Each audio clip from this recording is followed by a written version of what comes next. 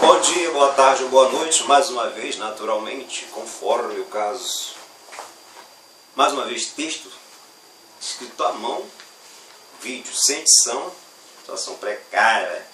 E é nesse estilo aí que eu estou pretendendo lançar aí uns 5 ou 6 vídeos sobre genética, bolados. Vamos ao texto. Sociedade Brasileira, Liberdade e Igualdade. Um dia eu passei para meus alunos um trecho de um livro de Norberto Bobbio, falando da liberdade e da igualdade. Foi a partir da reflexão com alguns estudantes que me veio a vontade de escrever esse texto. A primeira coisa é pensar a liberdade como autonomia. Autonomia para tomar decisões e agir a partir de determinações próprias, estabelecidas de si para si próprio. É claro que a liberdade individual de um indivíduo autônomo em suas escolhas e ações, essa liberdade desse indivíduo autônomo deve coincidir com as leis e as regras socialmente estabelecidas. Ou se não coincidir, pelo menos não transgredi-las. Um mínimo de liberdade individual exercida só é possível numa sociedade democraticamente organizada e eticamente bem regrada. Foi realmente a partir dessa ideia modernamente pensada da liberdade como autonomia que surgiram os conceitos de igualmente modernos de autonomia política, de liberdade de expressão, liberdade de religião, etc. Mas essa própria ideia de liberdade só se tornou uma tônica da cultura ocidental contemporânea após a progressão de um outro conceito igualmente importante, que é o de igualdade. Deixando de lado questões das transformações históricas desse conceito de igualdade, bastamos lembrar que demorou muito para que a igualdade se estendesse a todos os homens. Por muito tempo, os homens eram naturalmente considerados desiguais entre si, em vários sentidos. Mas hoje todos os homens são iguais em vários jeitos.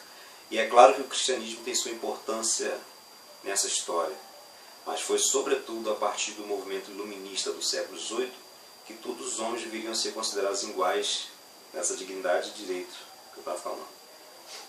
E já fechando a reflexão, de certa forma invocando aqui Roberto da Mata, um antropólogo brasileiro, não é possível haver liberdade, portanto autonomia, numa sociedade marcada pela desigualdade. O exercício da liberdade só será uma realidade para a maioria da população se a igualdade se estender a um número cada vez maior de pessoas.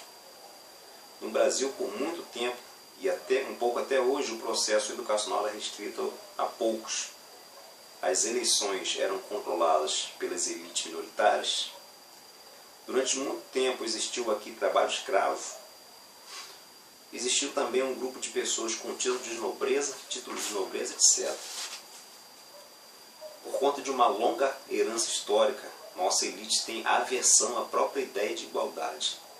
É muito difícil numa sociedade como a nossa se estabelecer a igualdade perante as leis e as regras, se essas desigualdades carregadas de forte carga histórica faz muita gente acreditar que a exceção e os privilégios são, por si próprios, um legítimo direito, um direito de um tratamento diferenciado, que seria restrito a poucos e parcialmente oculto.